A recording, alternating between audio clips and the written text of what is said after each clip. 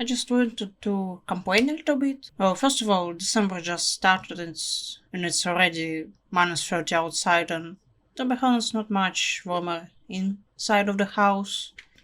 Here's my old checkpoint system. All these layers are different checkpoints.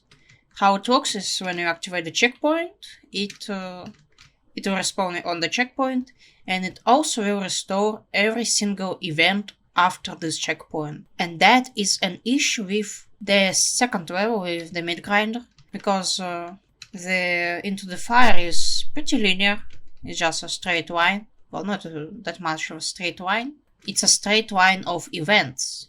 There's no way to activate one event before the other. But the mid grinder is different. And also you might have noticed some extra rooms that weren't meant to be there. I've had a little bit of an issue. The player can get a new weapon, like through a pedestal, like a revolver piercer, the swab revolver when it gets added to the mod, what is also there, nail gun, shotgun drops from the source machine. And how do I give the variations to the player? This mod has terminals. The terminals have weapons page. But in this weapons page, you craft those variations for Minecraft resources. How can I do this? Well, I have a little bit of an idea.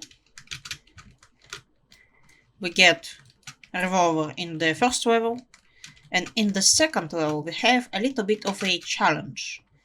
So first we need to do is to find the blue skull and place it on this pedestal. That's basic stuff. Then we go into here, where we find the blue door that gets opened, of course. There's a little bit of a corridor, and this thing, the chalice of blood. Oh, wait, I need that. So you find this, and then you have to go. You come to this place, obviously. Then you actually go to fight the source machine. No, I did not know that you can fight source machine on this level early to get an early shotgun. I actually learned that pretty recently. So you go fight this source machine, and then you have a door and a pedestal that requires this chalice of blood. And then there's a little challenge room. I can place 2 malicious faces here and here. Maybe 1 schism in here. A bunch of filth. Oh, that's actually enough. Then there's 2 mid grinders, some filth in here. Or maybe strays. 2 strays. Like that. And 2 strays here. 3 filth in here. Yeah, that sounds good. And then we enter this room with the marksman. And I just love this design of this kind of pedestal thing for the weapon variation. And there will also be for the red variation, but it will be like that. It will be a cross, not a plus. Maybe it will be the same, just red. Anyway, and you get the marksman here. So this makes the line of completing the level even more complicated. It's even more complicated when it comes to the double down. Because, as you know, you can go up from the start. You can go into this room, fight the source machine, and then come to here and fight it the second time. Or you can fight the source machine from here and not go anywhere else. There's a lot of things. Oh no, actually not a lot. That was all. That was it. So there's also some complications about how you can complete it. This one, I also want to complain about this room. this room in particular, because it's painful to build, you know. I'm not prepared for this kind of stuff. Like, the base layout was very simple because it's just a straight line, and then that's my favorite room because it's so simple and it looks like a rubber room with rats. Yeah, this room is really difficult to recreate, especially with the way I recreate rooms and stuff. So anyway, so now welcome to the horrors of having sentience, I guess. So I have another idea on how to make the checkpoint system. It will be much easier. Well, let's imagine we have an event. That is an event, I guess. We have an event. A bunch of events, actually. So how it works now is that each event has a state either on or off.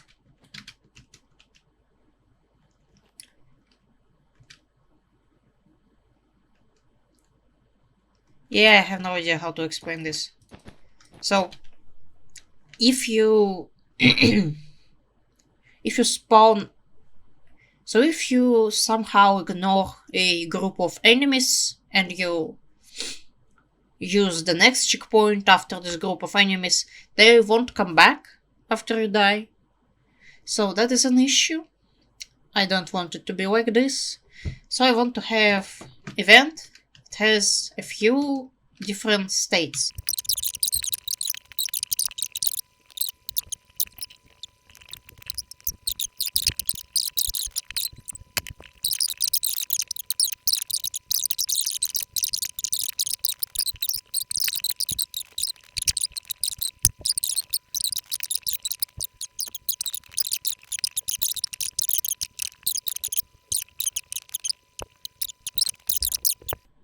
I don't need it. I need only one. I need... Yes. Of course.